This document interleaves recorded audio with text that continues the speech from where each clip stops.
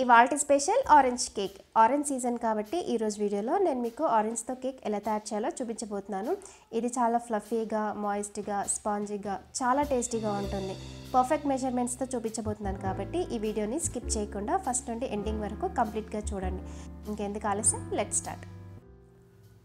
First ఒక mixing bowl తీసుకొని అందులో హాఫ్ కప్ పెరుగుని తీసుకోవాలి. పెరుగుని క్రీమీ టెక్స్చర్ వచ్చేంత వరకు బాగా బీట్ చేసుకోవాలి. ఎగ్లెస్ కేక్ చేస్తున్నాను కాబట్టి పెరుగు తీసుకున్నాను. ఎగ్తో చేసుకోవాలనుకుంటే 2 ఎగ్స్ వేసి బీట్ చేయండి. పెరుగు క్రీమీ టెక్స్చర్ వచ్చాక 3/4 కప్ షుగర్ పౌడర్ని యాడ్ చేయాలి. షుగర్ని తీసుకోవచ్చు లేదా షుగర్ పౌడర్నైనా తీసుకోవచ్చు. షుగర్ త్వరగా కరగదు కాబట్టి నేను షుగర్ పౌడర్ని తీసుకుంటున్నాను. స్వీట్ ఎక్కువగా ఇష్టపడే వాళ్ళు 1 కప్ షుగర్ పౌడర్ని తీసుకోవచ్చు. షుగర్ పౌడర్ కంప్లీట్గా కరిగిపోయేంత వరకు బాగా బీట్ చేసుకోవాలి.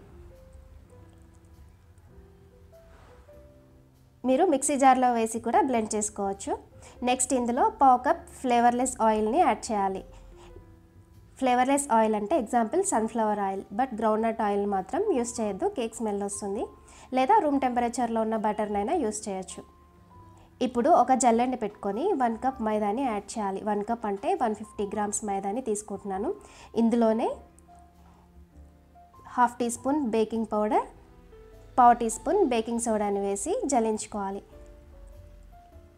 బేకింగ్ సోడా ఎక్కువ వేయకూడదు, ఎక్కువ వేయడం వల్ల కేక్ స్మెల్ వచ్చేస్తుంది. సో ఇలా జల్లించుకోవడం వల్ల కేక్ బాగా పొంగుతుంది, అలాగే ఉండలేమైనా ఉంటే తీసేయచ్చు. కేక్ బ్యాటర్ని మిక్స్ చేయడంలో కూడా ఉంటుంది. చూడండి నేను ఎలా మిక్స్ చేస్తున్నానో, ఇలా సేమ్ డైరెక్షన్లో మిక్స్ చేయాలి. సేమ్ డైరెక్షన్లో మిక్స్ చేయడం వల్ల ఉండలు కట్టకుండా ఉంటుంది. నెక్స్ట్ ఇందులో 1/4 కప్ ఆరెంజ్ జ్యూస్ని యాడ్ చేయాలి. ఆరెంజ్ని స్క్వీజ్ చేస్తే జ్యూస్ వస్తుంది కదా, సో అదే జ్యూస్ని నేను ఇక్కడ యూస్ చేస్తున్నాను. ఎక్స్ట్రా ఆరెంజ్ ఎసెన్స్ ఏమీ వేయట్లేదు. ఆరెంజ్ జ్యూస్ వేసాక కూడా ఇలా సేమ్ డైరెక్షన్లోనే మిక్స్ చేసుకోవాలి. కన్సిస్టెన్సీ ఇలా ఉండాలి. ఇప్పుడు ఇందులో కొద్దిగా ఆరెంజ్ పల్ప్ను కూడా యాడ్ చేయాలి.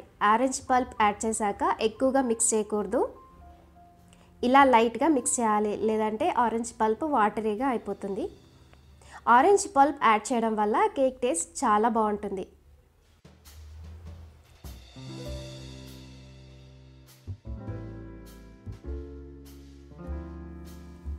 ఇప్పుడు ఒక బేకింగ్ ట్రేని తీసుకొని నెయ్యి లేదా బటర్తో గ్రీస్ చేసి మైదాతో డస్ట్ చేయాలి.